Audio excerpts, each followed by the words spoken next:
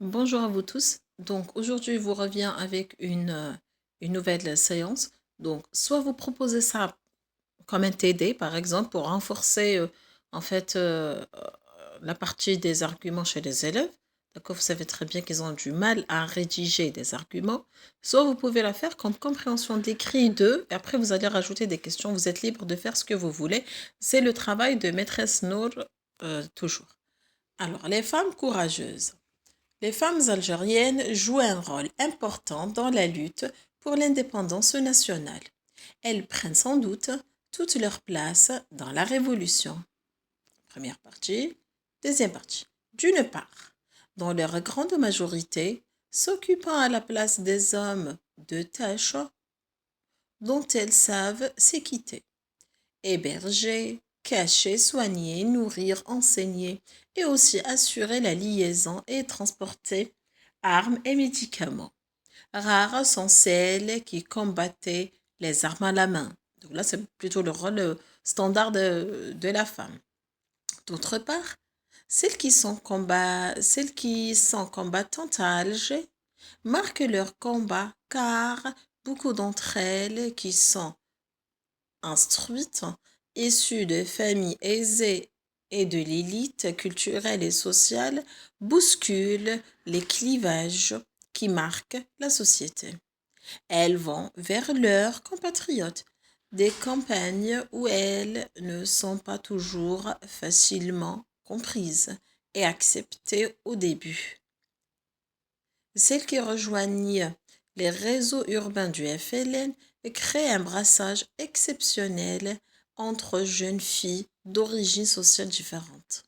Certaines sont comprises grâce à beaucoup d'efforts par les familles qui soutiennent leurs filles.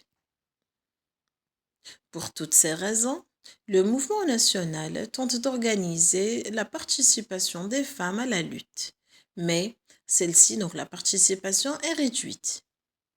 Avant la Révolution, leur participation est extrêmement limitée.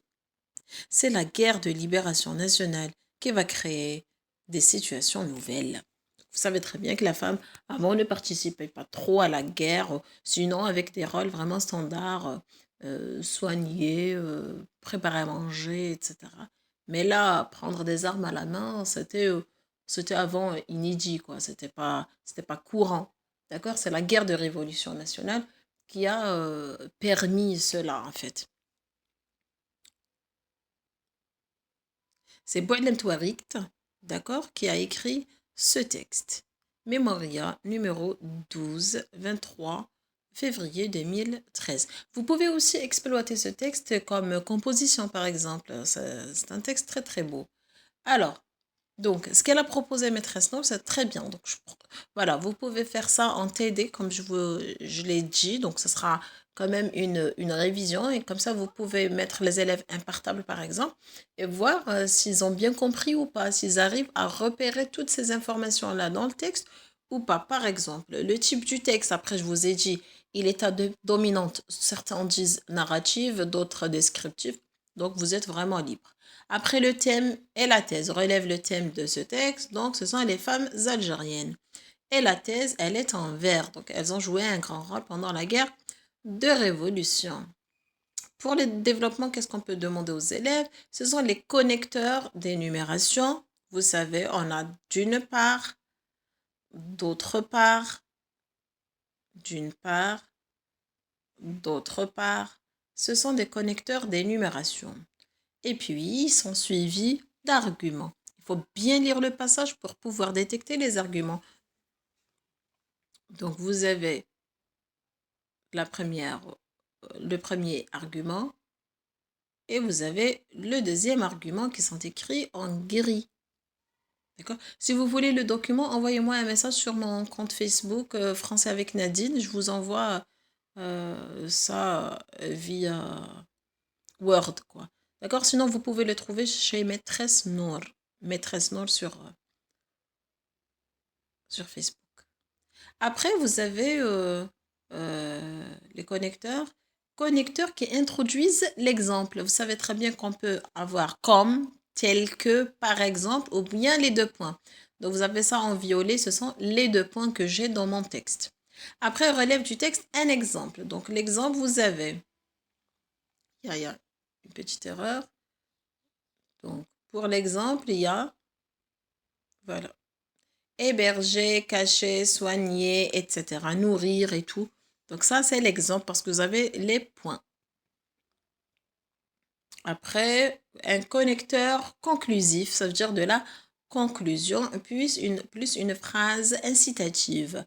Donc, pour toutes ces raisons, vous avez le connecteur de la conclusion, conclusif, et vous avez, c'est la guerre de libération nationale qui va créer des situations nouvelles. Donc ça, c'est la phrase incitative, c'est la phrase marquante de ce texte.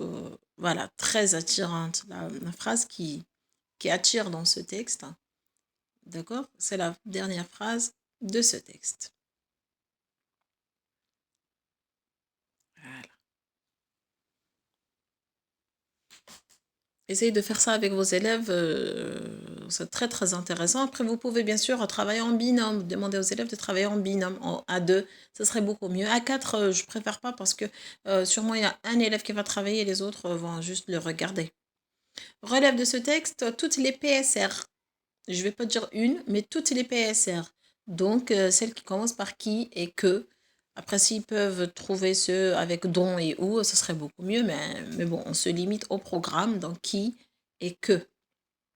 Après, à quel temps sont conjugués les verbes? D'ailleurs, souligne tous les verbes conjugués de ce texte. À quel temps ils sont conjugués? Donc, ils sont conjugués au présent de l'éducatif. Donne sa valeur. La valeur, donc, c'est la narration. C'est le présent de narration. Le présent de narration. Et comme ça, on aura fait le tour de la séquence. Donc, je vous ai dit, soit vous pouvez proposer ça en TD, soit, comme ça, vous allez vraiment bien voir vos élèves, soit vous pouvez le faire en compréhension d'écrit 2 ou bien en rattrapage. Donc, vous êtes vraiment libre de faire ça. Après, relève le champ lexical de la guerre. Ça serait beaucoup mieux aussi. Vous avez combattant, vous avez armée, vous avez résistance nationale, vous avez combattant, vous avez les armes à la main, agents de liaison, d'accord? Donc, caché et tout. Donc, le champ lexical. Après, vous pouvez aussi proposer les mots de la même famille, parce qu'on les a déjà vus.